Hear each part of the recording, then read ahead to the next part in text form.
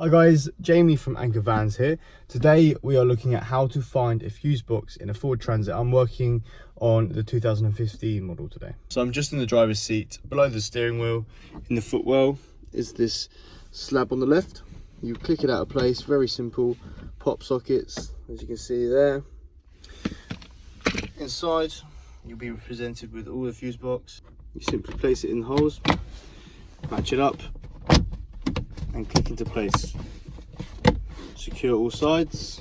I'm also going to show you quickly how to open the bonnet. So for this one you need the key, not the actual fob.